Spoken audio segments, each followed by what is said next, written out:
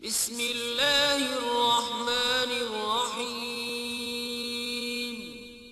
شروع اللہ کے نام سے جو بڑا مہربان نہایت رحم والا ہے۔ محترم سامعین، السلام علیکم ورحمۃ اللہ وبرکاتہ۔ اب ہم آتے ہیں سیدنا ابراہیم علیہ السلام کے قصے کی طرف، لیکن اس سے پہلے یہ وضاحت کر دیں کہ سیدنا ابراہیم علیہ السلام کے واقعے کے ساتھ چند دوسرے انبیاء علیہم السلام کے واقعات بھی وابستہ ہیں، مثلا سیدنا لوط علیہ السلام کا واقعہ، اس لیے کہ یہ سیدنا ابراہیم علیہ السلام کے بھتیجے بھی ہیں اور ان کے پیروکار بھی۔ اسی طرح آپ کے صاحبزادوں سیدنا اسماعیل اور سیدنا اسحاق علیہم السلام کے واقعات ساتھ ساتھ چلتے ہیں۔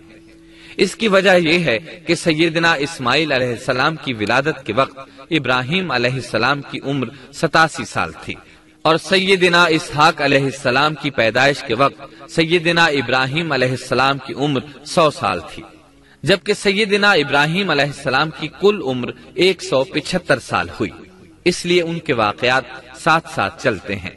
ابراہیم علیہ السلام کا قصہ سناتے ہوئے ان حضرات کا ذکر ساتھ ساتھ ضرور آئے گا، تو آئیے شروع کرتے ہیں قصہ ابراہیم علیہ السلام کا۔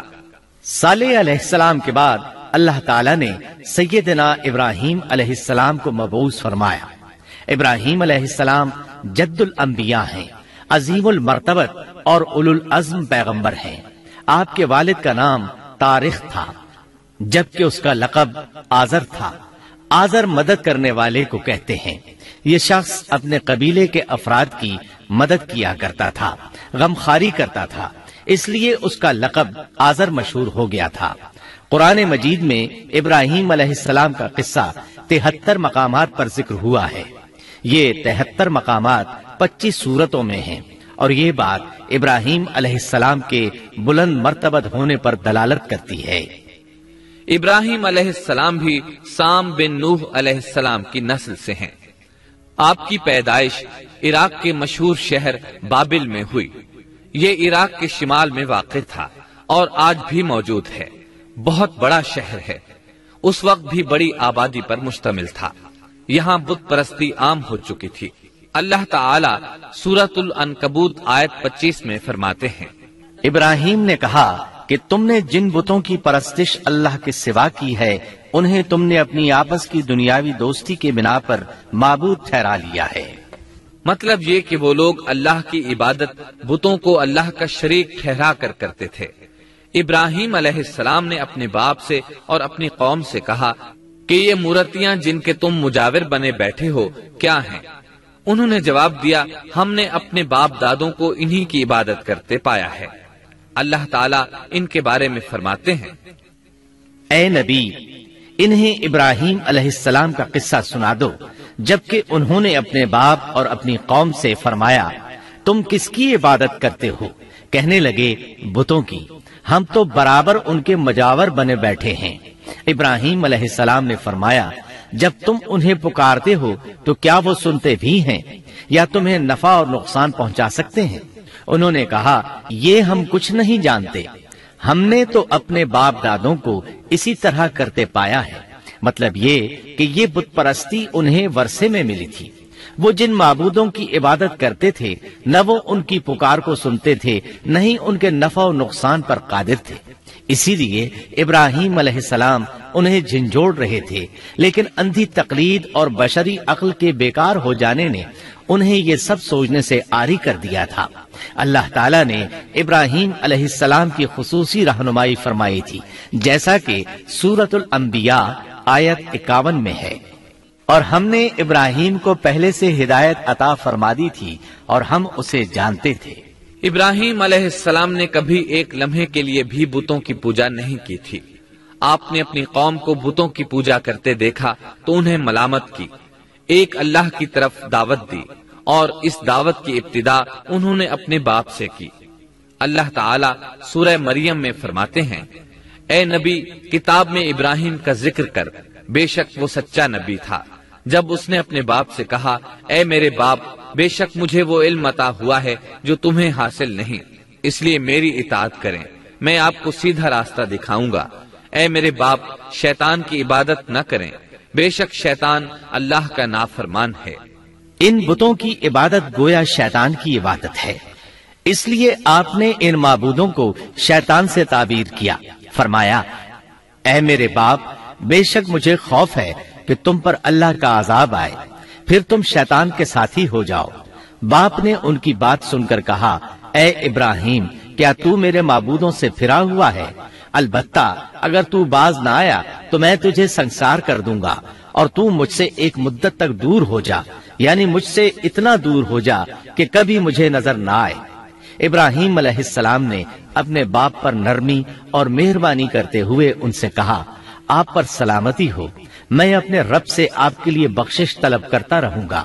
لیکن جب بعد میں ان پر واضح ہو گیا کہ وہ تو اللہ کا دشمن ہے تو ابراہیم علیہ السلام اس سے بے تعلق ہو گئے۔ سورہ توبہ آیت 114 میں اللہ فرماتے ہیں، اور ابراہیم کا اپنے والد کے لیے بخشش طلب کرنا ایک وعدے کی وجہ سے تھا جو وہ اس سے کر چکے تھے، لیکن جب انہیں معلوم ہو گیا کہ وہ اللہ کا دشمن ہے تو اس سے بیزار ہو گئے۔ بے شک ابراہیم بڑے نرم اور تحمل والے تھے۔ کسی ایماندار کے لیے جائز نہیں کہ وہ کسی کافر کے لیے دعائے مغفرت کرے، بلکہ مومن پر حرام ہے کہ وہ کسی کافر یا عیسائی وغیرہ کے لیے مغفرت طلب کرے یا اس سے یہ کہے کہ اللہ تجھ پر رحم کرے۔ ابراہیم علیہ السلام کے والد نے انہیں دھمکی دی تھی کہ اگر تم اس دعوت سے باز نہ آئے تو میں تمہیں سنسار کر دوں گا۔ اس کے جواب میں ابراہیم علیہ السلام اپنے والد کے ساتھ انتہائی شفقت سے پیش آئے اور اس سے کہنے لگے، میں آپ کے لیے اپنے رب سے استغفار کرتا رہوں گا، اس لیے کہ آپ اپنے والد پر بے حد مہربان تھے۔ اسی لیے اللہ تعالیٰ بھی ابراہیم علیہ السلام پر بے حد مہربان تھے، اور آپ کا لقب خلیل الرحمن رکھ دیا گیا۔ خلت محبت کا وہ انتہائی درجہ ہے جس کے ساتھ دل محبت سے بھر جاتا ہے، یعنی وہ بہت سے لوگوں سے بڑھ کر اللہ تعالیٰ کو محبوب تھے۔ والد کے سخت جواب کے بعد ابراہیم علیہ السلام نے ان سے علیحدگی اختیار کر لی اور انہیں مخاطب کر کے فرمایا، میں تمہیں چھوڑتا ہوں اور جنہیں تم اللہ کے سوا پکارتے ہو ان کو بھی چھوڑتا ہوں، میں اپنے رب کو پکاروں گا، مجھے امید ہے میں اپنے رب کو پکار کر محروم نہیں رہوں گا۔ آپ اللہ کے پیارے اور پسندیدہ نبی تھے۔ جب آپ نے اپنی قوم کو توحید کی دعوت دی اس وقت آپ نوجوان تھے، آپ کی عمر 16 سال تھی۔ ساتھ میں آپ اس بات پر غور و فکر بھی کرتے کہ آخر یہ لوگ بتوں کی پوجا کیوں کرتے ہیں۔ آپ کا دل ان کے شرک پر بہت کوڑتا۔ آخر آپ نے مصمم ارادہ کر لیا کہ اس شر اور فساد کی جڑ کو کاٹ کر رہیں گے، یعنی ان بتوں کو توڑ کر رہیں گے۔ آپ اپنی قوم کو بتوں کو توڑ دینے کی دھمکی دیتے رہے۔ اس دھمکی کا ذکر اللہ تعالیٰ نے سورۃ الانبیاء آیت 57 میں کیا ہے، اور اللہ کی قسم میں تمہارے بتوں کا علاج کروں گا جب تم پیٹھ پھیر کر جا چکے ہوگے۔ یہ بات ابراہیم علیہ السلام نے پوشیدہ نہیں اعلانیہ کہی تھی۔ آخر انتظار کا وقت ختم ہوا، عید کا دن آ پہنچا۔ عید کے دن وہ لوگ صبح سویرے گھر سے نکلنے سے پہلے کھانا پکا کر اپنے معبودوں کے سامنے رکھتے تھے، پھر شہر سے باہر ایک میدان میں جمع ہوتے، وہاں کھیلتے کودتے خوشیاں مناتے، ناز سے چلتے پھرتے اور کھانا کھاتے۔ شام کو گھروں کی طرف آتے، صبح بتوں کے پاس جو کھانا رکھ گئے تھے اس کو اٹھاتے اور تبرک سمجھ کر کھا جاتے۔ اپنے معمول کے مطابق انہوں نے عید کی تیاری کر لی، لیکن ابراہیم علیہ السلام تیار نہ ہوئے، اس لیے کہ وہ تو ان کے ساتھ جانے کا ارادہ ہی نہیں رکھتے تھے۔ وہ لوگ جانے سے پہلے ابراہیم علیہ السلام کے پاس آئے اور کہنے لگے، کیا آپ ہمارے ساتھ نہیں جائیں گے؟ سیدنا ابراہیم علیہ السلام نے آسمان کی طرف نگاہ کی اور فرمایا، میں بیمار ہوں۔ یہ تمام واقعہ سورۃ الانبیاء آیات 51 تا 58 میں بیان ہوا ہے۔ یقیناً ہم نے ابراہیم کو پہلے سے ہدایت فرما دی تھی اور ہم اسے جانتے تھے، جبکہ اس نے اپنے باپ سے اور اپنی قوم سے کہا کہ یہ مورتیاں جن کے تم مجاور بنے بیٹھے ہو کیا ہیں؟ سب نے کہا، ہم نے اپنے باپ دادوں کو انہی کی عبادت کرتے پایا ہے۔ آپ نے فرمایا، پھر تو تم اور تمہارے باپ دادا سبھی یقیناً کھلی گمراہی میں مبتلا رہے۔ کہنے لگے کیا آپ سچ مچ ہمارے پاس حق لائے ہیں یا یوں ہی مذاق کر رہے ہیں؟ آپ نے فرمایا نہیں نہیں، در حقیقت تم سب کا پروردگار تو وہ ہے جو آسمان و زمین کا مالک ہے، جس نے انہیں پیدا کیا ہے، میں تو ایسی بات کا گواہ اور قائل ہوں، اور اللہ کی قسم میں تمہارے ان معبودوں کا علاج تمہاری غیر موجودگی میں کروں گا۔ پس اس نے ان سب کے ٹکڑے کر دیے، البتہ صرف بڑے بت کو چھوڑ دیا، یہ اس لیے کیا کہ وہ سب اس کی طرف لوٹے۔ ابراہیم علیہ السلام نے لوگوں کے ساتھ عیدگاہ جانے سے انکار کیا اور عذر پیش کیا کہ وہ بیمار ہیں۔ وہ لوگ آپ کو چھوڑ کر چلے گئے۔ بعد میں ابراہیم علیہ السلام ان بتوں کے پاس گئے، دیکھا کہ ان کے سامنے کھانا پڑا ہے۔ چونکہ سب لوگ کھانا لائے تھے اس لیے یہ کھانا بہت زیادہ تھا، لیکن ان جھوٹے معبودوں نے اسے کھانا تو درکنار اس کو چھوا تک نہ تھا۔ ابراہیم علیہ السلام نے انہیں مخاطب کر کے کہا، یہ اتنا کھانا تمہارے سامنے پڑا ہے، تم اس کو کھاتے کیوں نہیں؟ تمہیں کیا ہو گیا کہ بات تک نہیں کرتے؟ پھر پوری قوت سے دائیں ہاتھ سے کلہاڑا مار کر ان کے ٹکڑے ٹکڑے کر دیے، لیکن بڑے بت کو چھوڑ دیا تاکہ سب اسی کی طرف رجوع کریں۔ تمام چھوٹے بتوں کو توڑ کر کلہاڑا اس بڑے بت کے کندھے پر رکھ دیا۔ مشرکین میلے سے لوٹے تو دیکھا ان کے سارے معبود اوندھے منہ ٹوٹے پھوٹے پڑے ہیں، ان کے تمام معبودوں کو توڑ دیا گیا تھا۔ وہ حیران رہ گئے کہ یہ کیسے ہو گیا، کس نے کیا؟ کہنے لگے یہ کام کس ظالم کا ہے، اس نے ہمارے معبودوں کی توہین کی ہے۔ اس وقت جن لوگوں نے ابراہیم علیہ السلام کا وہ کلام سنا تھا انہیں ان کا خیال آ گیا، کہنے لگے وہ نوجوان جس کا نام ابراہیم ہے اسے ہم نے اپنے بتوں کی مذمت کرتے سنا ہے۔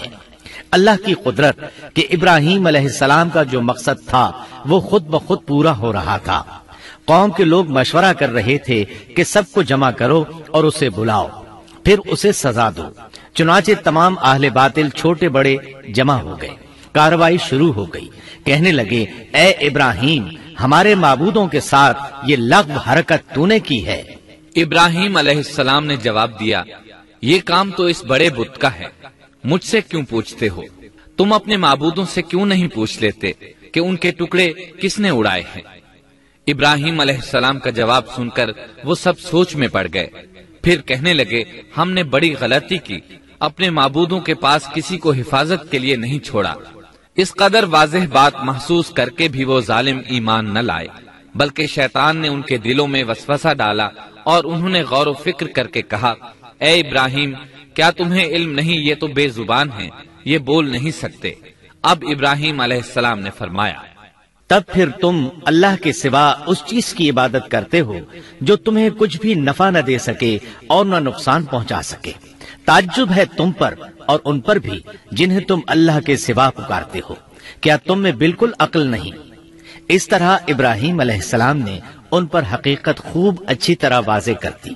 ان سے فرمایا تم ان کی پوجا کرتے ہو جن کو تم خود تراشتے ہو، یعنی ان کا حال تو یہ ہے کہ تم نے ان کو خود اپنے ہاتھوں سے تراشا اور ان کی عبادت کرنے لگے، جبکہ تمہیں اور تمہاری بنائی ہوئی چیزوں کو اللہ ہی نے پیدا کیا ہے۔ ابراہیم علیہ السلام نے ایک کلہاڑے کی مدد سے ان سب بتوں کو تہس نہس کر دیا تھا۔ یہ اس بات کی واضح ترین نشانی تھی کہ یہ بالکل بے بس ہیں، لیکن اس واضح نشانی کے باوجود وہ اپنے کفر ہی پر ڈٹے رہے اور لگے ابراہیم علیہ السلام کو دھمکیاں دینے۔ کہنے لگے اس کے لیے ایک آتش کدہ بناؤ اور اسے اس دہکتی آگ میں ڈال دو۔ پھر ان لوگوں نے ایک چٹیل میدان کا انتخاب کیا جہاں مٹی نام کی کوئی چیز نہیں تھی۔ اس میدان کو پتھروں کی باڑ کے ساتھ گھیر دیا گیا۔ پھر سب لوگوں کو حکم دیا گیا کہ وہ لکڑیاں جمع کر کے اس گھیری ہوئی جگہ میں رکھیں۔ چنانچہ سب لوگ لکڑیاں جمع کر کے وہاں لانے لگے، یہاں تک کہ عورتوں اور بچوں نے بھی اس کام میں بڑھ چڑھ کر حصہ لیا۔ میدان میں اتنی لکڑیاں جمع ہو گئیں کہ زمین نظر نہیں آتی تھی۔ یہ لکڑیاں زمین پر ایک اونچی دیوار محسوس ہوتی تھیں۔ پھر ان لکڑیوں کو آگ لگائی گئی۔ جب آگ کے شعلے آسمان سے باتیں کرنے لگے تو انہوں نے ابراہیم علیہ السلام کو آگ میں ڈالنے کے لیے ایک جھولا تیار کیا۔ اس میں سیدنا ابراہیم علیہ السلام کو رکھا گیا۔ اس وقت آپ نے یہ دعا پڑھی، حسبنا اللہ ونعم الوکیل. ہمیں اللہ کافی ہے اور وہی بہترین کارساز ہے. یہ کلمہ ہر محتاج اور مصیبت زدہ کو پڑھنا چاہیے. بخاری میں ہے رسول اللہ صلی اللہ علیہ وسلم نے فرمایا حسبنا اللہ و نعم الوکیل ابراہیم علیہ السلام نے اس وقت فرمایا تھا جب انہیں آگ میں پھینکا جانے لگا تھا. مطلب یہ کہ ہم اللہ ہی پر بھروسہ کرتے ہیں، اس کے سوا ہمارا کسی پر بھروسہ نہیں. بعض روایات میں یہ بھی ہے کہ جب ابراہیم علیہ السلام کو آگ میں ڈالا جانے لگا تو جبریل علیہ السلام آئے اور کہا اے ابراہیم کوئی حاجت ہے تو میں حاضر ہوں. ابراہیم علیہ السلام نے فرمایا اگر تم اپنی مرضی سے آئے ہو تو مجھے تمہاری کوئی ضرورت نہیں. ایک دوسری روایت میں ہے کہ بارش کے فرشتے نے حاضر ہو کر کہا تھا اے ابراہیم مجھے حکم دیجئے میں بارش برسا کر اس آگ کو بجھا دوں. لیکن ایسی تمام روایات ضعیف ہیں. یوں بھی اللہ کا حکم ان سے پہلے کام کرنے والا تھا. اللہ تعالی سورہ انبیاء آیت 69 اور 70 میں فرماتے ہیں ہم نے کہا اے آگ ابراہیم پر ٹھنڈی ہو جا اور سلامتی والی ہو جا. گو انہوں نے ابراہیم کا برا چاہا لیکن ہم نے انہیں ہی نقصان پانے والا کر دیا. چنانچہ جب ابراہیم علیہ السلام کو آگ میں ڈالا گیا تو وہ ٹھنڈی ہو گئی. ابن عباس رضی اللہ عنہما فرماتے ہیں اگر اللہ تعالیٰ آگ سے یہ نہ فرماتے کہ سلامتی والی ٹھنڈی ہو جا تو وہ اس قدر سرد ہو جاتی کہ اس کی ٹھنڈک سے تکلیف محسوس ہوتی. گویا آگ بھی اللہ کے حکم کے بغیر نہیں جلا سکتی، چھری اللہ کے حکم کے بغیر نہیں کاٹ سکتی، اس لیے کہ یہ بھی اللہ کی مخلوق ہیں اور ان کی قدرت بھی اللہ کے پاس ہے. وہ چاہے تو ان کو قدرت عطا کر دے، چاہے تو قدرت واپس لے لے. آگ کو ٹھنڈا ہونے کا حکم ہوا، وہ ٹھنڈی ہو گئی. اس نے نہ ابراہیم علیہ السلام کے کپڑے جلائے نہ جسم کے کسی حصے کو کوئی نقصان پہنچایا، صرف وہ رسیاں جلائیں جن سے آپ کو باندھا گیا تھا. سبحان اللہ. لوگ آگ کے گرد اس انتظار میں کھڑے تھے کہ جو ہی انہیں آگ میں پھینکا جائے گا وہ جل کر راکھ ہو جائیں گے. لیکن وہ یہ دیکھ کر حیران رہ گئے کہ ابراہیم علیہ السلام بڑے ناز سے آگ کے درمیان بیٹھے ہیں. بعض روایات میں ہے کہ ابراہیم علیہ السلام فرمایا کرتے تھے مجھے ان دنوں جو راحت اور سکون حاصل تھا ویسا آگ سے نکلنے کے بعد نہیں ہوا. لوگ اس معجزے کو دیکھ کر حیرت زدہ تھے. پھر ابراہیم علیہ السلام آگ سے نکلے.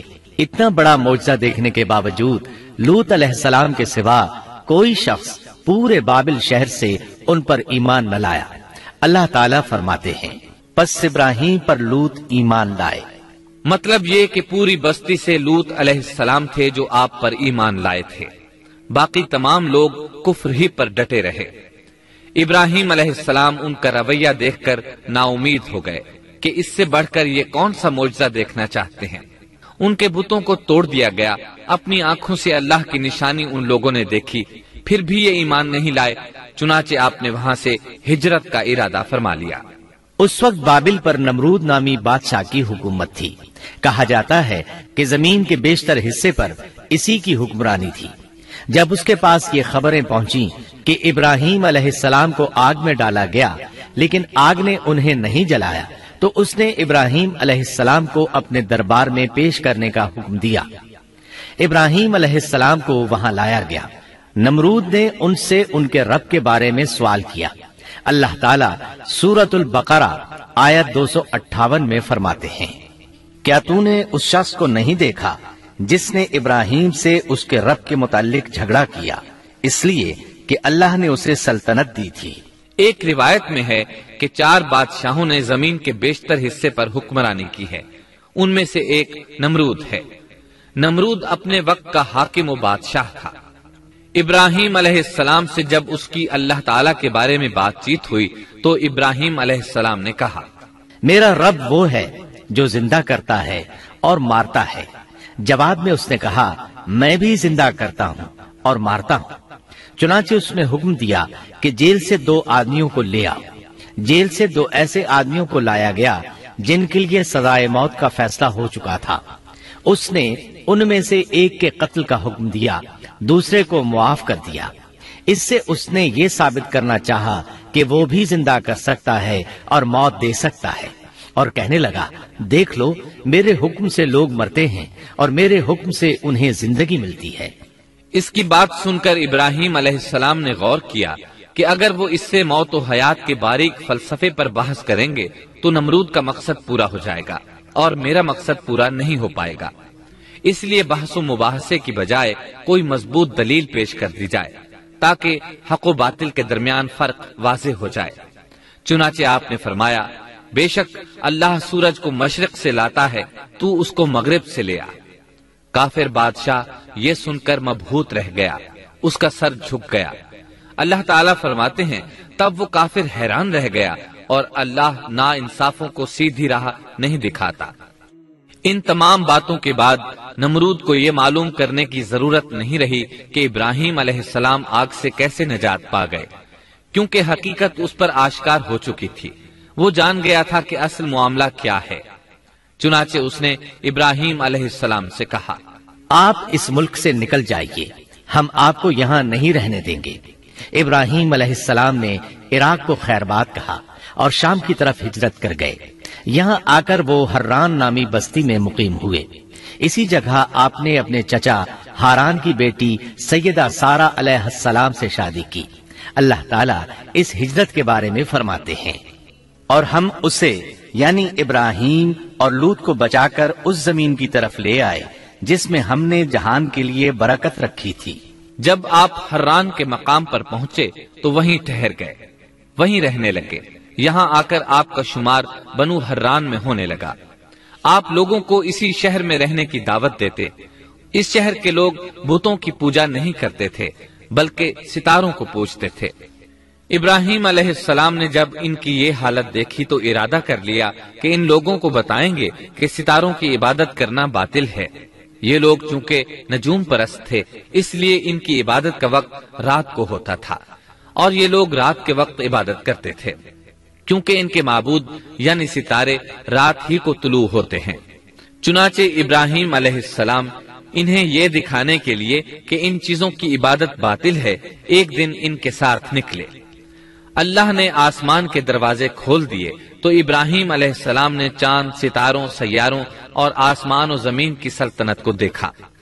اللہ تعالیٰ نے ابراہیم علیہ السلام سے تمام پردے ختم کر دیے جو عام طور پر لوگوں کی آنکھوں پر ہوتے ہیں، اور انہوں نے وہ کچھ دیکھا جسے آج کی رصد گاہیں بھی نہیں دیکھ سکتی۔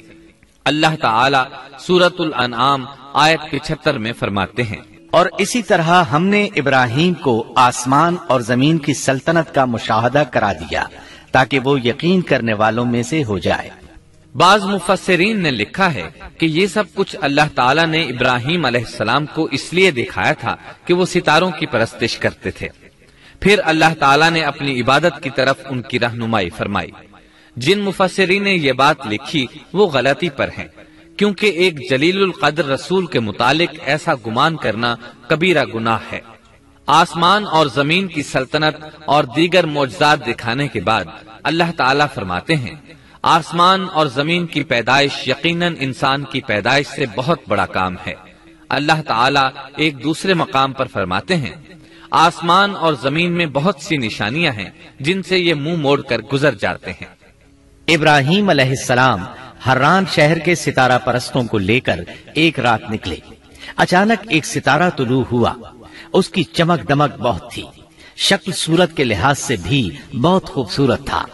اس وقت ابراہیم علیہ السلام نے بطور مذاق کہا یہ میرا رب ہے، لیکن جب وہ ستارہ کچھ دیر بعد چھپ گیا تو کہنے لگے یہ تو غروب ہو گیا، یہ رب کیسے ہو سکتا ہے؟ جو چھپ جائے وہ رب نہیں ہو سکتا، پس میں تو غروب ہونے والوں کو پسند نہیں کرتا۔ اگلے روز وہ پھر ان لوگوں کو ساتھ لے کر نکلے تو چاند کو دیکھا۔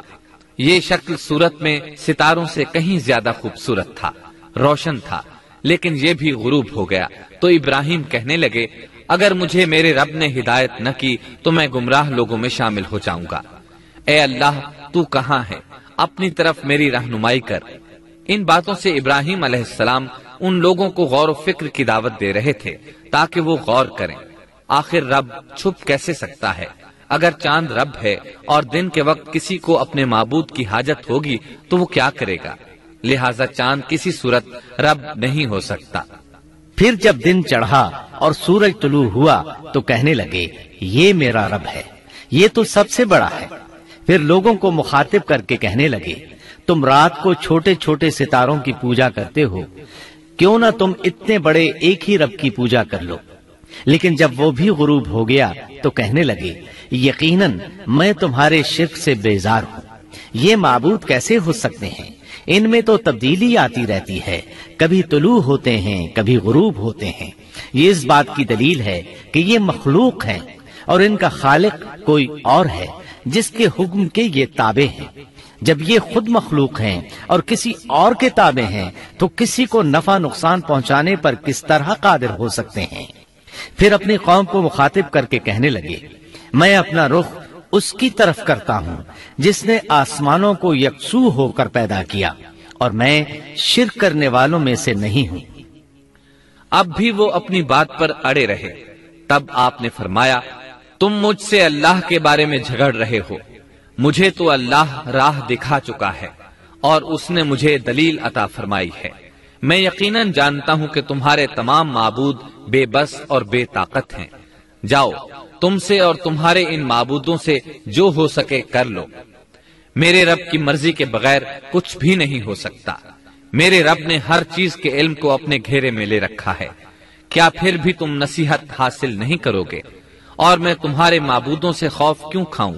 تم اللہ سے نہیں ڈرتے؟ ان کو اللہ کا شریک ٹھہرا رہے ہو۔ اللہ نے اس کی کوئی دلیل نازل نہیں کی۔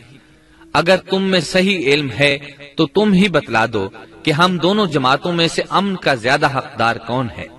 امن انہی کے لیے ہے جو ایمان لانے کے بعد دین کو شرک سے خلط ملط نہیں کرتے۔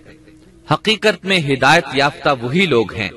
یہی ہمارے وہ دلائل تھے جو ہم نے ابراہیم علیہ السلام کو ان کی قوم کے مقابلے میں عطا کیے تھے، اور ہم جسے چاہیں مرتبے میں بڑھا دیں۔ بے شک تیرا رب بڑی حکمت والا ہے۔ ان لوگوں نے پھر بھی کفر ہی کیا، کوئی بھی ایمان نہ لایا۔ چنانچہ ابراہیم علیہ السلام نے ایک بار پھر ہجرت کی اور مصر جا پہنچے۔ مصر کے بادشاہ کو خبر ملی کہ ایک شخص ہجرت کر کے آیا ہے اور اس کے ساتھ ایک عورت ہے، وہ بہت زیادہ حسین و جمیل ہے۔ چنانچہ اس ظالم نے اپنے کارندوں کو بھیجا کہ اس عورت کو میرے پاس لے آؤ، ساتھ ہی اس سے پوچھنا کہ تمہارے ساتھ جو آدمی ہے وہ کون ہے، اگر وہ اس کا خاوند ہو تو اسے قتل کر دینا۔ ادھر بادشاہ نے اپنے کارندوں کو حکم دیا، ادھر اللہ نے ابراہیم علیہ السلام کی طرف وحی بھیج دی۔ انہوں نے سارا علیہ السلام سے کہا اگر وہ تجھ سے میرے بارے میں پوچھیں تو بتا دینا تم میری بہن ہو۔ پھر سارا سے بولے اے سارا، روئے زمین پر میرے اور تیرے سوا کوئی مومن نہیں، یعنی یہ کافروں کی سرزمین ہے، یہاں کوئی مومن نہیں، اس لحاظ سے تم میری دینی بہن ہو۔ پھر بادشاہ نے ابراہیم علیہ السلام کو پیش کرنے کا حکم دیا۔ اس نے آپ سے پوچھا یہ عورت کون ہے؟ آپ نے فرمایا یہ میری بہن ہے۔ اس طرح ابراہیم علیہ السلام کی زندگی میں 3 موقع ایسے آئے کہ انہوں نے اللہ کے دین کی حمایت اور مدافعت کے لیے توریہ کیا۔ توریہ کا مطلب یہ ہے کہ واقعہ کچھ اور ہو لیکن کوئی شخص کسی خاص مصلحت کی وجہ سے اسے 2 معانی والے الفاظ کے ساتھ اس انداز میں بیان کرے کہ سننے والا اس واقعہ کو نہ سمجھ سکے بلکہ اس کا ذہن خلاف واقعہ چیز کی طرف منتقل ہو جائے۔ شریعت نے بعض مخصوص حالات میں اس کی اجازت دی ہے۔ وہ 3 مواقع جہاں ابراہیم علیہ السلام نے توریہ فرمایا ان کی وضاحت کچھ اس طرح ہے۔ ایک یہ کہ آپ نے میلے پر نہ جانے کی غرض سے ان لوگوں سے کہا تھا کہ میں بیمار ہوں۔ دوسرے موقع پر یہ فرمایا تھا یہ کام اس بڑے سردار بت کا ہے۔ تیسرے سارا علیہ السلام کو دینی بہن قرار دیا۔ اس ظالم بادشاہ نے سارا علیہ السلام کو اپنی تحویل میں لے لیا۔ جب سارا علیہ السلام کو معلوم ہوا کہ وہ ایک بدکار شخص ہے تو انہوں نے اللہ تعالیٰ سے دعا کی، اے اللہ تجھے معلوم ہے میں تجھ پر اور تیرے نبی پر ایمان لائی ہوں اور اپنے جسم کو اپنے خاوند کے سوا ہر ایک سے محفوظ رکھا ہے، لہٰذا آپ اس کافر کو مجھ پر مسلط نہ کیجیے گا۔ چنانچہ اس کافر بادشاہ نے جب سیدہ سارا کو پکڑنے کے لیے اپنا ہاتھ بڑھایا تو اس کا ہاتھ شل ہو گیا اور اپنی جگہ پر جم گیا۔ وہ لگا چیخ پکار کرنے۔ اس میں اتنی طاقت نہ رہی کہ اپنے ہاتھ کو حرکت دے سکے۔ اس کی آواز سن کر اس کے محافظ بھاگے ہوئے آئے۔ انہوں نے اس کے ہاتھ کو چھڑانا چاہا لیکن چھڑا نہ سکے۔ اس کی یہ حالت دیکھ کر سیدہ سارہ خوف زدہ ہو گئیں۔ انہوں نے سوچا اگر یہ مر گیا تو لوگ کہیں گے اسے میں نے قتل کیا ہے۔ چنانچہ انہوں نے اللہ سے دعا کی کہ اسے چھوڑ دیا جائے۔ اللہ تعالیٰ نے آپ کی دعا قبول کر لی۔ اس کا ہاتھ ٹھیک ہو گیا، لیکن وہ ظالم پھر بھی نہ ڈرا۔ اس نے ایک بار پھر آپ کی طرف ہاتھ بڑھایا، اس کا ہاتھ پھر شل ہو گیا۔ سیدہ سارہ نے پھر دعا کی، وہ دوبارہ ٹھیک ہو گیا، وہ پھر بھی باز نہ آیا۔ تیسری بار پھر اس نے ان کی طرف ہاتھ بڑھایا، اس بار بھی اس کا ہاتھ شل ہو گیا۔ اب وہ سیدہ سارہ علیہ السلام سے کہنے لگا، اب کی بار اگر تو مجھے اس مصیبت سے نجات دلائے گی تو میں تجھے چھوڑ دوں گا اور کبھی تیرے آڑے نہیں آؤں گا۔ چنانچہ سیدہ سارہ علیہ السلام نے اللہ تعالی سے دعا کی، وہ ٹھیک ہو گیا۔ تب اس نے اپنے کارندوں کو آواز دی اور ان سے بولا، تم میرے پاس کسی انسان کو نہیں بلکہ سرکش جن کو لائے ہو۔ پھر اس نے انہیں رہا کر دیا، عزت و اکرام سے رخصت کیا اور ان کی خدمت کے لیے اپنی بیٹی ہاجرہ کو ساتھ کر دیا۔ سارہ علیہ السلام واپس لوٹیں تو دیکھا کہ ابراہیم علیہ السلام نماز پڑھ رہے ہیں۔ نماز کے بعد انہوں نے پوچھا، سارہ اس نے تمہارے ساتھ کیا سلوک کیا؟ سیدہ سارہ علیہ السلام نے سارا واقعہ سنا دیا۔ سن کر آپ نے فرمایا، الحمدللہ۔ پھر بولے، اب ہم یہاں نہیں رہیں گے بلکہ واپس جائیں گے۔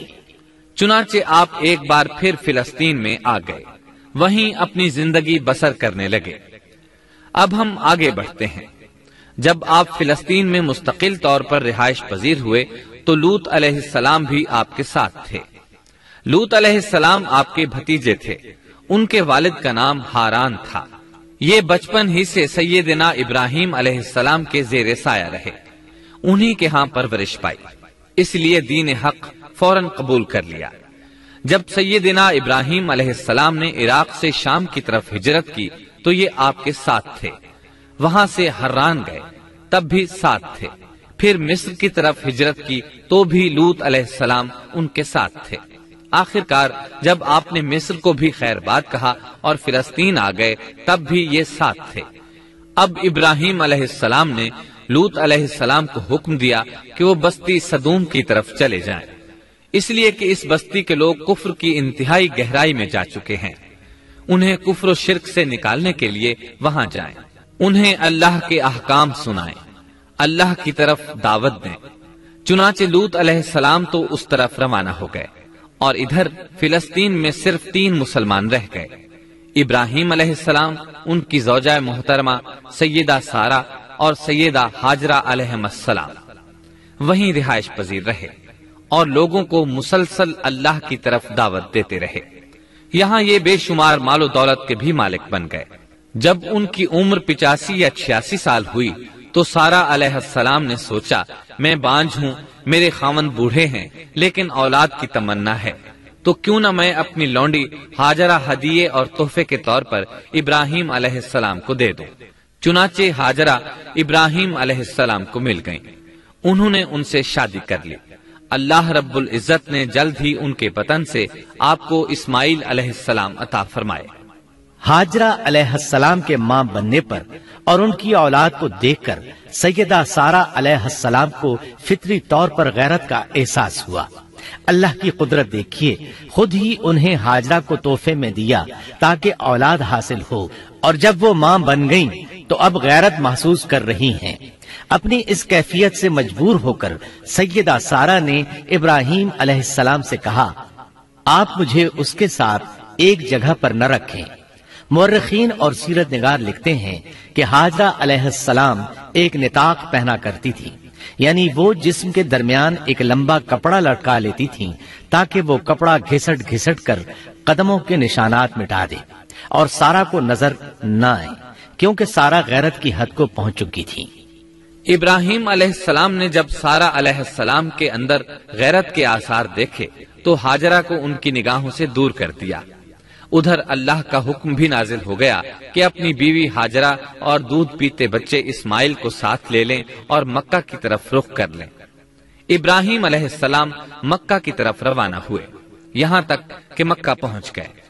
یہ جگہ اس وقت بالکل ویران اور بے آباد تھی، نہ کوئی انسان تھا، نہ پانی، نہ نباتات کے آثار تھے، غرض کوئی چیز نظر نہیں آتی تھی، بس پہاڑوں کے درمیان ایک بے آب و گیاہ میدان تھا۔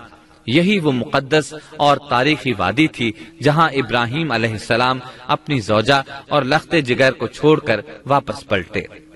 سیدہ ہاجرہ علیہ السلام کو بہت حیرت ہوئی، انہیں یہ امید نہیں تھی کہ ان کے خاوند انہیں ایک بے آباد جگہ تنہا چھوڑ کر چل دیں گے، اس پر بچے کی ذمہ داری الگ تھی۔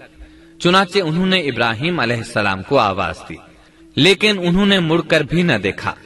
اب وہ ان کے پیچھے آئیں اور قریب پہنچ کر بولی، اے ابراہیم، ہمیں کہاں چھوڑے جا رہے ہو؟ یہاں نہ پانی، نہ خوراک، نہ کوئی انسان۔ ابراہیم علیہ السلام نے پھر بھی کوئی جواب نہ دیا، کوئی پریشانی بھی ظاہر نہ کی اور چلتے رہے۔ سیدہ ہاجرہ بھی آپ کے پیچھے چلتی رہیں اور پوچھتی رہیں کہ ہمیں کس کے حوالے کر کے جا رہے ہیں؟ یہاں تو کوئی بھی جاندار نہیں، مکمل طور پر بے آباد علاقہ ہے۔ لیکن انہوں نے اب بھی کوئی توجہ نہ دی۔ آخر سیدہ ہاجرہ نے کہا، کیا آپ کو اللہ نے اس کام کا حکم دیا ہے؟ اب آپ نے جواب میں فرمایا، ہاں۔ تب سیدہ ہاجرہ بولی، اگر یہ بات ہے تو اللہ تعالی ہرگز ہمیں ضائع نہیں ہونے دے گا۔ جب انسان اللہ کے احکام کو بجا لائے تو اس کے دل سے فقر و فاقے کا خوف نکل جاتا ہے اور اللہ اسے طرح طرح کے انعامات سے نوازتا ہے۔ انسان جب تک اللہ کے احکام کو بجا لاتا رہے گا تب تک اللہ کی نصرت اور اس کی تائید شامل حال رہے گی۔ چنانچہ جو ہی ہاجرہ علیہ السلام کو پتا چلا کہ انہیں تنہا چھوڑ جانا اللہ کے حکم کی بنا پر ہے تو فوراً یقین بھرے لہجے میں بولی، تب اللہ ہمیں ضائع نہیں کرے گا۔ یہ کہہ کر وہ اپنے شیر خوار بچے کی طرف پلٹ گئیں۔ خوراک اور پانی چند دن میں ختم ہو گئے، پانی کا ایک قطرہ پاس نہ رہا۔ اب پانی کی تلاش شروع کی، لیکن اپنے لیے تو درکنار، ماں کو بیٹے کے لیے بھی پانی نہ ملا نہ خوراک۔ اب بچہ لگا بھوک سے بلکنے، خوراک نہ ملنے کی وجہ سے ماں کا دودھ بھی خشک ہو گیا تھا۔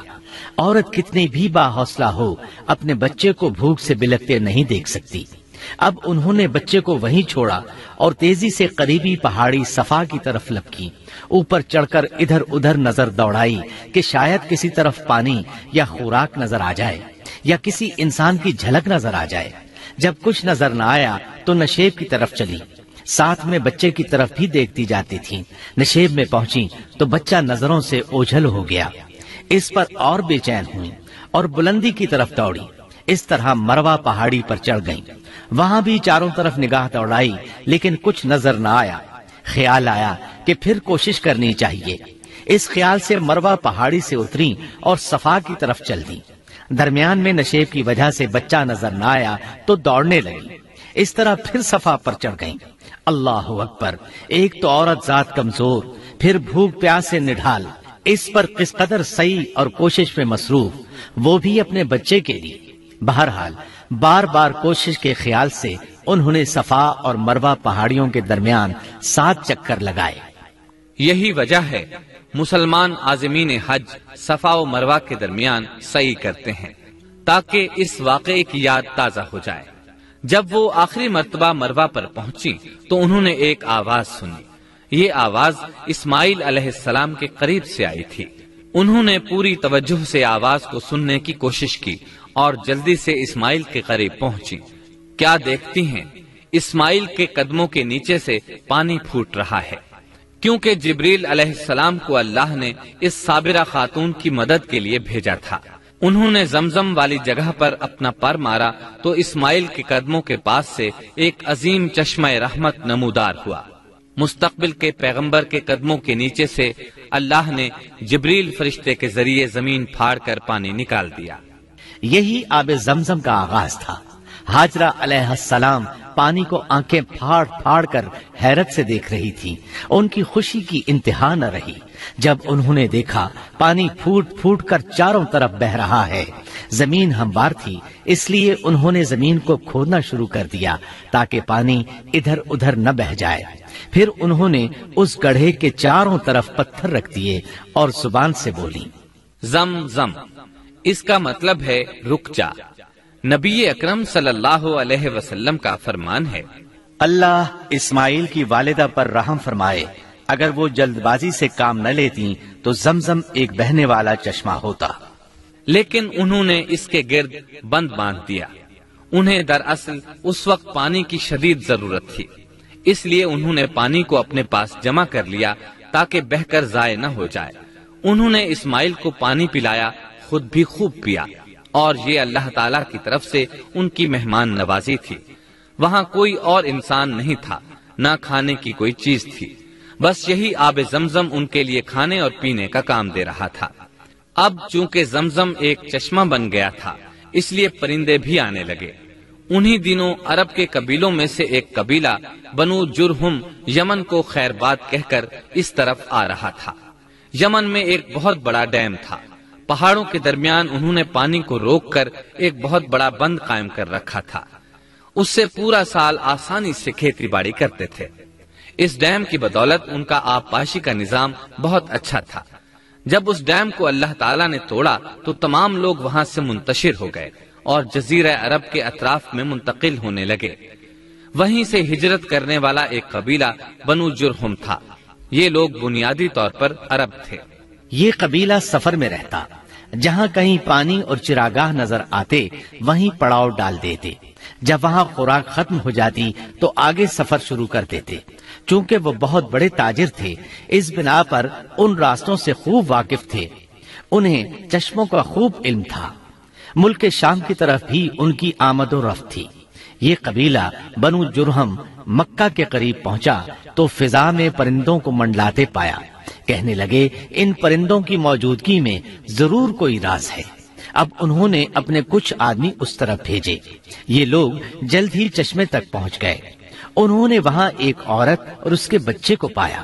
پھر وہ لوگ ان کے پاس آئے، وہاں پڑاؤ ڈالنے کی اجازت مانگی۔ سیدہ ہاجرہ نے فرمایا، ٹھیک ہے، لیکن شرط یہ ہے کہ تمہیں اجرت ادا کرنا ہوگی۔ ان کے لیے یہ سستا سودا تھا۔ ان کے پورے قبیلے کو سامان زندگی مل رہا تھا، جبکہ صرف ایک عورت اور اس کے بیٹے کی ذمہ داری ان پر عائد ہو رہی تھی۔ انہوں نے فوراً حامی بھر لی اور وہاں رہائش اختیار کر لی۔ اس طرح یہ لوگ سیدہ ہاجرہ علیہ السلام کی معیشت کا ذریعہ بن گئے، اور اس طرح سیدنا اسماعیل علیہ السلام بنو جرہم میں پرورش پاتے رہے۔ انہوں نے ان لوگوں سے عربی سیکھ لی اور ان سے بھی زیادہ عربی دان بن گئے۔ فصاحت اور بلاغت سے عربی میں بات چیت کرنے لگے۔ پھر ان کی اس قبیلے میں شادی ہو گئی۔ ان کی اولاد سے عرب قوم کا آغاز ہوا۔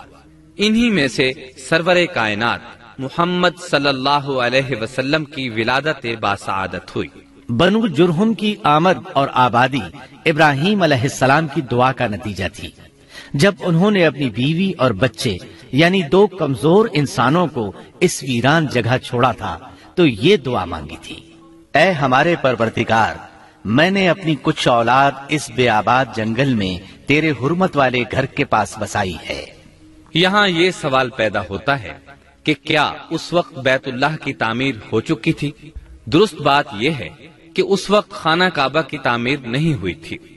پھر سوال پیدا ہوتا ہے کہ کیا ابراہیم علیہ السلام کے زمانے سے پہلے اس کی تعمیر ہو چکی تھی یا صرف جگہ ہی معروف تھی؟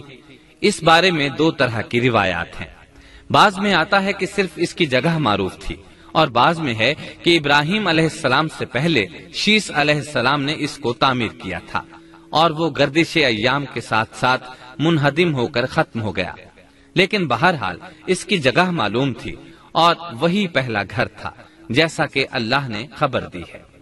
اللہ تعالیٰ نے پہلا گھر جو لوگوں کے لیے مقرر کیا تھا وہی ہے جو مکہ میں ہے، اور وہ پوری دنیا کے لیے برکت اور ہدایت والا ہے۔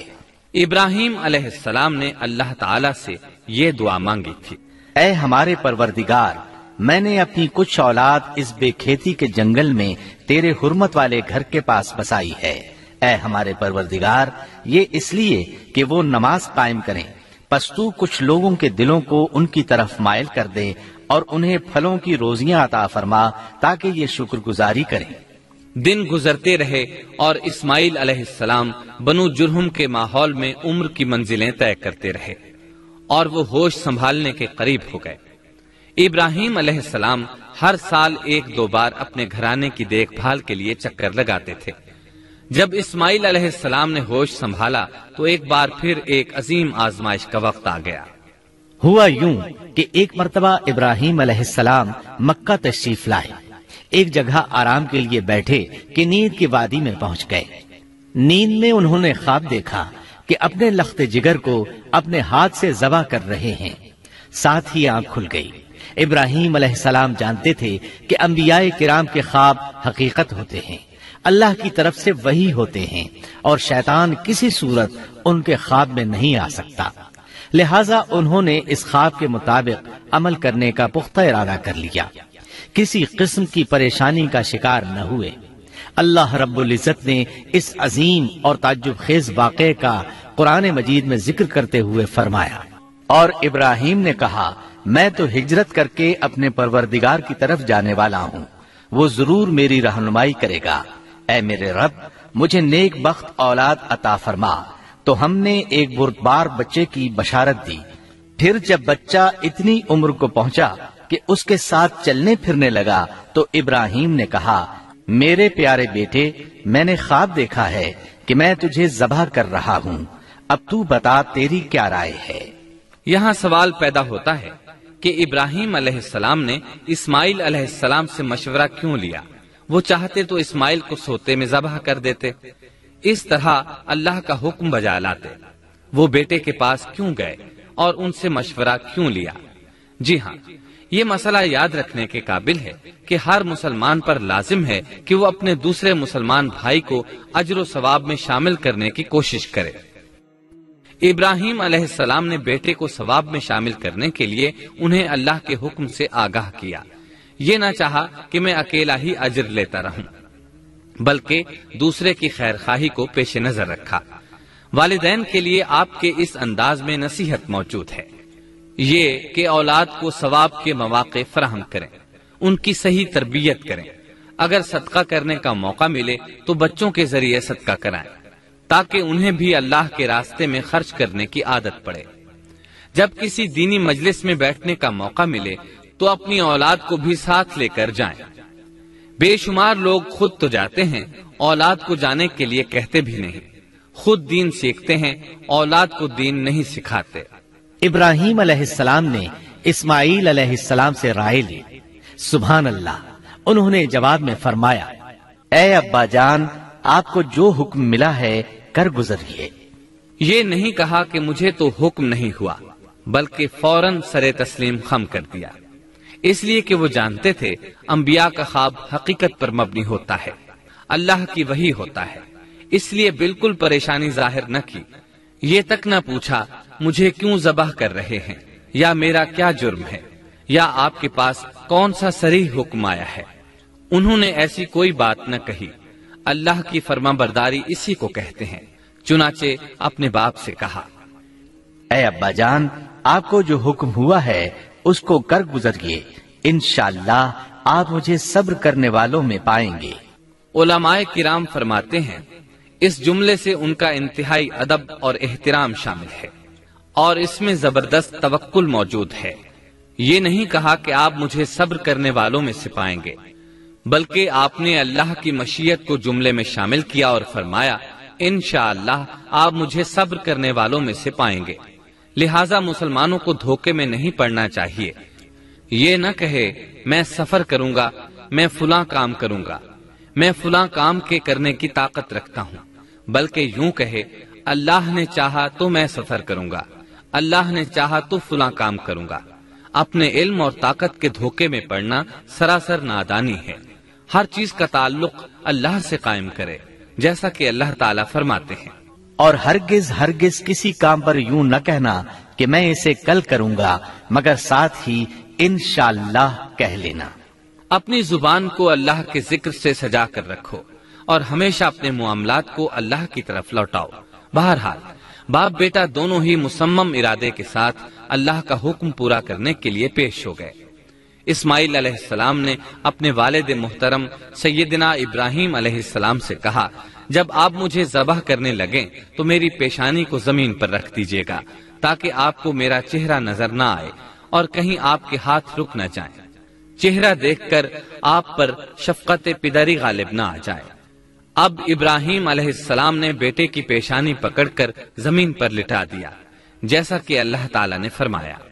جب دونوں مطیع ہو گئے اور ابراہیم نے اسے پیشانی کے بل لٹا دیا، اب انہوں نے چھری پکڑی اور گردن پر چلا دی، لیکن چھری نے گردن نہ کاٹی، بالکل اسی طرح جیسے آگ نے ابراہیم کو نہیں جلایا تھا، اس لیے کہ چھری میں کاٹنے کی طاقت اور آگ میں جلانے کی صلاحیت اللہ کے حکم کے بغیر نہیں آ سکتی۔ اللہ نے دونوں سے یہ طاقتیں سلب کر لیں۔ اب ابراہیم زور لگا رہے ہیں، ادھر اسماعیل علیہ السلام کہہ رہے ہیں، ابا جان جلدی کیجئے، چھری چلائیے۔ اللہ تعالیٰ نے اس واقعے کا ذکر یوں فرمایا ہے، جب وہ دونوں مطیع ہو گئے اور ابراہیم نے اسے پیشانی کے بل لٹا دیا۔ اس مطیع ہونے سے مراد اللہ کے حکم کو نافذ کرنا ہے۔ اب ظاہر ہے مطیع تو وہ پہلے بھی تھے، لیکن یہاں اسلما یعنی مطیع ہونے سے مراد کامل اسلام ہے۔ نہایت واضح اور حقیقی اسلام مراد ہے، اس لیے کہ کامل اسلام وہی ہوتا ہے جس میں بغیر کسی تردد اور توقف کے اللہ کے امر اور نہی کی تصدیق کی جائے۔ یہ تھا حقیقی اسلام۔ ہاں تو چھری چلتی رہی، گلا نہ کٹا، اس لیے کہ امتحان اور آزمائش کی تکمیل ہو چکی تھی۔ یہ بات ثابت ہو چکی تھی کہ اللہ کا حکم نافذ کرنے میں دونوں پوری طرح کوشاں ہیں۔ اللہ تعالیٰ بھی فرما برداری ہی کا صلہ عطا فرماتے ہیں۔ چنانچہ آواز آئی، قد صدقت الرؤيا، ہم نے اسے پکارا، اے ابراہیم تو نے خواب کو سچ کر دکھایا، یقیناً ہم اسی طرح نیکوکاروں کو جزا دیا کرتے ہیں۔ یقیناً یہ ایک کھلی آزمائش تھی۔ تاریخ کا ایک عظیم ترین امتحان اور کڑی آزمائش دنیا کو آج بھی حیرت میں ڈال دیتی ہے۔ کون ہے جو بیٹے کو ذبح کرنے پر تیار ہو جائے، خاص طور پر اس صورت میں جب اولاد بھی اکلوتی ہو، جس کی وجہ سے 86 سال کے بعد آنگن میں بہار آئی ہو۔ پھر اس کی قربانی کا بھی واضح حکم نہیں دیا گیا تھا، اشارتاً خواب میں رہنمائی کی گئی تھی۔ آپ کہہ سکتے تھے یہ قتل اور سنگین جرم ہے، کہہ سکتے تھے اپنے بیٹے کو کس جرم میں قتل کروں، لیکن آپ نے بغیر کسی تعامل کے سر تسلیم خم کر دیا اور اس عظیم امتحان میں کامیاب ہوئے۔ اللہ فرماتے ہیں، وَإِبْرَاهِيمَ الَّذِي وَفَّى، اور ابراہیم وہ ہیں جنہوں نے وفاداری کی۔ اس آیت میں یہ نہیں بتایا گیا کہ کس چیز میں وفاداری کی، اس لیے کہ وہ تو ہر معاملے میں مکمل طور پر وفاداری کا مظاہرہ کر چکے تھے۔ آگ میں ڈالے جانے والا معاملہ، بیوی اور بچے کو لق و دق میدان میں چھوڑ آنے کا معاملہ، پھر ذبح کا امتحان، تعمیر بیت اللہ کی مشقت، غرض ہر معاملے میں وفادار تھے، حتیٰ کہ اپنا مال اللہ کے راستے میں خرچ کرنے میں اس قدر وفادار کہ ابو زیفان کے لقب سے مشہور ہو گئے۔ اس کا معنی ہے مہمان نواز۔ کسی مہمان کو دسترخوان پر اپنے ساتھ بٹھائے بغیر ایک لقمہ نہیں کھاتے تھے، باہر نکلتے مہمان تلاش کرتے، پھر اس کے ساتھ مل کر کھانا کھاتے، مہمان نہ ملتا تو سخت غمگین ہو جاتے۔ اس طرح انہوں نے اللہ کے ہر حکم کی پاسداری کی۔ ذبح والے اس امتحان کا اللہ نے انہیں کیا صلہ دیا؟ اللہ فرماتے ہیں، ہم نے اسے عظیم ذبیحے کا بدلہ عطا کیا۔ ہاں تو ہم بتا رہے تھے چھری نے گلا نہ کاٹا۔ ایسے میں ابراہیم علیہ السلام نے ایک آواز سنی، آواز پیچھے سے آئی تھی۔ انہوں نے مڑ کر دیکھا، جبریل علیہ السلام نظر آئے۔ وہ آسمان سے ایک مینڈھا لے کر آئے تھے، دنیا کے مینڈھوں میں سے نہیں بلکہ جنت کا مینڈھا لائے تھے۔ سیدنا عبداللہ بن عباس رضی اللہ عنہما سے روایت ہے کہ وہ مینڈھا جنت میں 40 سال تک چرتا رہا۔ سفید رنگ، کشادہ آنکھوں، خوبصورت سینگوں والا حسین و جمیل مینڈھا تھا۔ بہرحال یہ ابراہیم علیہ السلام کی وفاداری کا بدلہ تھا جو اسماعیل علیہ السلام کے فدیے میں دیا گیا۔ اور پوری امت مسلمہ کے لیے حکم ہو گیا کہ اللہ کی رضا کے لیے قربانی اور ہدی پیش کرتے رہیں۔ کعبے کے پاس حرم الہی میں ہر سال یہ سنت ادا کی جاتی ہے، اور ان کے ساتھ ساتھ پوری زمین کے تمام خطوں پر بسنے والے مسلمان بھی اس عظیم فرمانبرداری کی علامت کے طور پر قربانیاں پیش کرتے ہیں۔ مینڈھے کے ذکر کا مطلب یہ ہے کہ ہم سنت ابراہیمی پر گامزن ہو جائیں۔ یہ مینڈھا ہمیں اللہ کے لیے قربانی کا سبق دیتا ہے۔ ہمیں چاہیے سنت ابراہیمی کی اقتدا کرتے ہوئے ہم اپنی جانوں، اپنی اولاد اور اپنے مالوں کو اللہ کی راہ میں قربان کرنے کے لیے تیار ہو جائیں۔ اللہ تعالیٰ فرماتے ہیں، اور ہم نے اسے عظیم ذبیحہ عطا کیا اور ہم نے اس کا پچھلوں میں ذکر خیر چھوڑا، سلامتی ہو ابراہیم پر۔ اسی طرح ہی ہم نیکوکاروں کو جزا دیتے ہیں، یقیناً وہ ہمارے مخلص بندوں میں سے تھا۔ اور اسی طرح اللہ فرماتے ہیں، اور ہم نے اسے نیکوکار نبی اسحاق کی ولادت کی خوشخبری سنائی۔ یہ خوشخبری فلسطین کی طرف واپس لوٹنے کے بعد سنائی گئی۔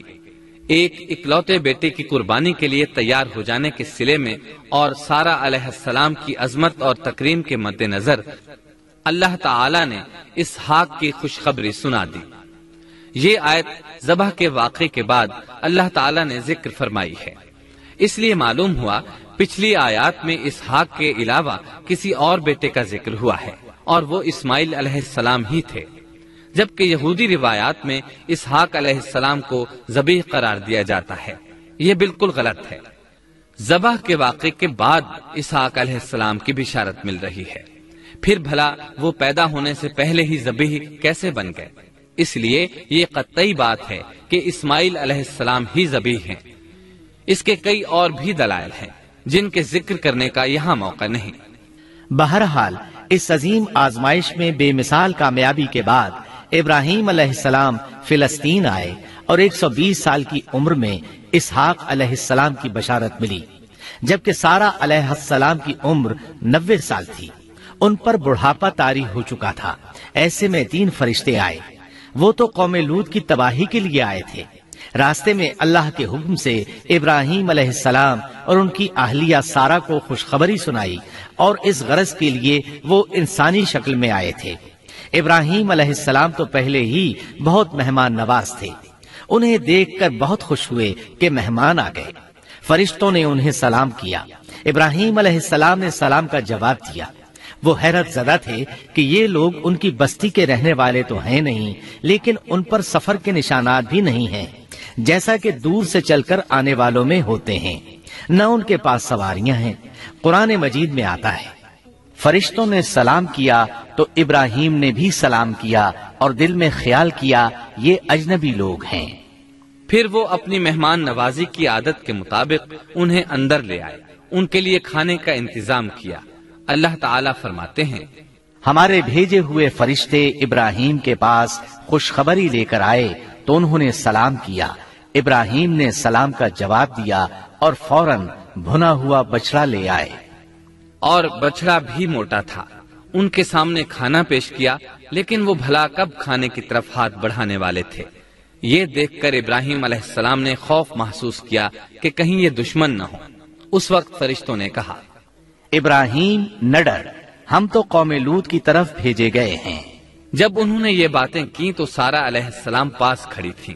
وہ ہنسنے لگی۔ وہ خوش خبری سے پہلے کیوں ہنس پڑی؟ علماء اس بارے میں کہتے ہیں کہ جب انہوں نے سنا یہ فرشتے لوط علیہ السلام کی بستی کو تباہ کرنے جا رہے ہیں تو ان کے خاتمے کی خبر سن کر وہ ہنستی۔ اس کے بعد فرشتوں نے یہ خوشخبری سنائی، ہم نے اسے اسحاق کی پیدائش کی خوشخبری دی اور اسحاق کے بعد یعقوب پوتے کی بھی خوشخبری دی۔ بہت جلد ہی ہم اسحاق سے تیری ویران گود کو آباد کریں گے، اور تو اپنی زندگی میں اس کے بیٹے یعقوب کو بھی دیکھ لے گی۔ اب 3 بشارتیں جمع ہو گئیں۔ بیٹا پیدا ہوگا، لمبی عمر ملے گی یعنی بیٹا جوان ہوگا، اور پھر وہ اپنے پوتے کو بھی دیکھے گی۔ اس سے بڑھ کر کیا عزت اور تکریم ہو سکتی ہے؟ اس لیے جب نبی کریم صلی اللہ علیہ وسلم سے پوچھا گیا کریم یعنی عزت والا کون ہے، تو آپ نے فرمایا کریم بن کریم بن کریم بن کریم، یعنی یوسف بن یعقوب بن اسحاق بن ابراہیم علیہ السلام۔ مطلب یہ کہ نبی بن نبی بن نبی بن نبی۔ یہ یوسف علیہ السلام کی شان ہے کہ خود بھی کریم، باپ بھی کریم، دادا بھی کریم اور پردادا بھی کریم۔ اس سے بڑھ کر عزت افزائی کیا ہو سکتی ہے؟ بہرحال فرشتوں نے انہیں خوشخبری دی۔ پھر انہوں نے ابراہیم کو ایک صاحب علم لڑکے کی بشارت دی۔ خوشخبری سن کر سیدہ سارہ حیران ہوئی، مارے حیرت کے منہ سے ہلکی سی چیخ نکل گئی۔ انہوں نے اپنے رخسار پر ہاتھ مارا جیسا کہ عورتوں کی عادت ہوتی ہے، کہنے لگی، ہائے افسوس، کیا میں بچہ جنوں گی حالانکہ میں بانجھ ہوں اور میرے خاوند بوڑھے ہیں؟ یہ تو حیرت کی بات ہے۔ ایک دوسری جگہ اللہ تعالیٰ نے یہ الفاظ فرمائے، کہنے لگی، میں بوڑھی اور بانجھ ہوں، بھلا میں بچے کو کیسے جنم دوں گی؟ اس پر فرشتوں نے کہا، تو اللہ کے حکم پر تعجب کرتی ہے، اے اہل بیت، یہ تو اللہ کی تم پر رحمت اور برکت ہے، وہ بہت بزرگ اور قابل تعریف ہے۔ دوسری آیت میں ہے، انہوں نے کہا، اسی طرح تیرے رب نے فیصلہ کیا ہے اور ہمیں کہا ہے، یقیناً وہ بہت حکمت والا ہے اور علم رکھنے والا ہے۔ یہ تھی اسحاق علیہ السلام کی ولادت کی خوشخبری۔ ابراہیم علیہ السلام مکے میں سیدنا اسماعیل علیہ السلام سے ملنے کے لیے آتے رہتے تھے۔ ایک روز آئے تو ان سے کہا، اے میرے بیٹے، اللہ تعالیٰ نے مجھے حکم دیا ہے کہ اس مقام پر اللہ کا گھر تعمیر کرنا۔ اسماعیل علیہ السلام نے فوراً کہا، میں حاضر ہوں۔ اس طرح انہوں نے کھدائی شروع کی۔ ایسے میں انہیں شیش علیہ السلام کی تعمیر کے آثار نظر آئے۔ انہوں نے اس پر تعمیر شروع کر دی۔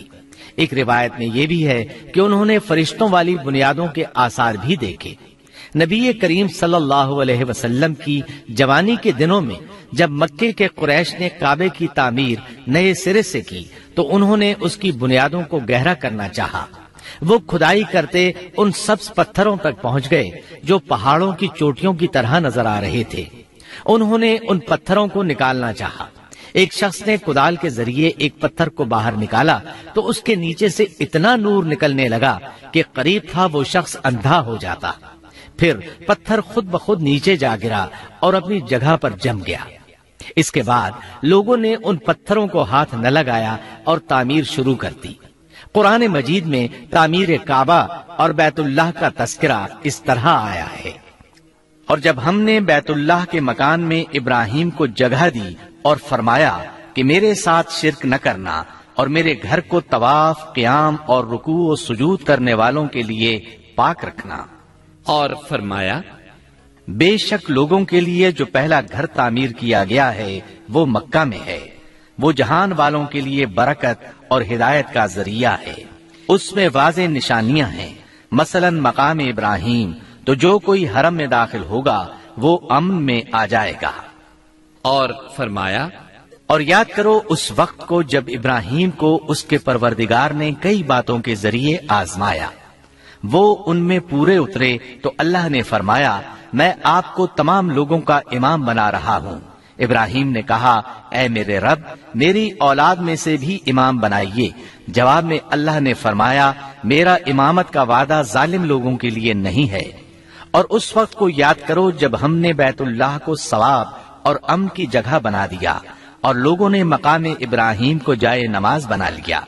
ہم نے ابراہیم کو حکم دیا کہ میرے گھر کو طواف، اعتکاف، رکوع اور سجود کے لیے پاک رکھو، اور وہ وقت بھی یاد رکھو جب ابراہیم نے دعا کی، اے پروردگار، اس شہر کو امن والا بنا دے اور اس کے مومن بندوں کو پھلوں کا رزق عطا کر۔ اللہ تعالیٰ نے فرمایا، میں کافروں کو بھی تھوڑا فائدہ دوں گا، پھر انہیں آگ کے عذاب کی طرف بے بس کر دوں گا، یہ پہنچنے کی جگہ بری ہے۔ اور وہ وقت یاد کرو جب ابراہیم اور اسماعیل بیت اللہ کی بنیادوں کو بلند کر رہے تھے اور دعا مانگ رہے تھے، اے ہمارے رب، ہماری محنت کو قبول فرما، تو دعا کو سننے والا، جاننے والا ہے، اور ہمیں اپنا فرما بردار بنا، ہماری اولاد میں سے بھی ایک فرما بردار گروہ بنا، اور ہمیں عبادت کا طریقہ سکھا اور ہم پر رجوع فرما، کیونکہ تو ہی توبہ قبول کرنے اور رحم فرمانے والا ہے۔ اے ہمارے رب، ان لوگوں میں انہی میں سے ایک رسول بھیج جو ان پر تیری آیات کی تلاوت کرے اور انہیں کتاب و حکمت سکھائے، انہیں پاک کرے، یقیناً تو غالب حکمت والا ہے۔ تعمیر کے دوران جب ابراہیم علیہ السلام اس مقام تک پہنچے جہاں آج حجر اسود ہے تو اللہ تعالیٰ نے جنت سے ایک سفید پتھر بھیجا۔ حدیث میں ہے یہ پتھر نہایت سفید تھا، اب سیاہ ہو گیا ہے۔ انسانوں کی غلطیاں اس کے سیاہ ہونے کا سبب بنی۔ جب دیواریں انسانی قد کے برابر ہو گئیں تو اسماعیل علیہ السلام ایک پتھر لے آئے۔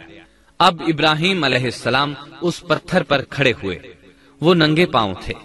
اسی وقت پتھر پگھل گیا، ان کے پاؤں اس کے اندر کسی قدر دھنس گئے، پتھر پر ان کے پیروں کے نشانات آ گئے۔ اسی پتھر کو آج مقام ابراہیم کہا جاتا ہے۔ پہلے یہ پتھر بیت اللہ کی دیواروں کے ساتھ رکھا گیا تھا۔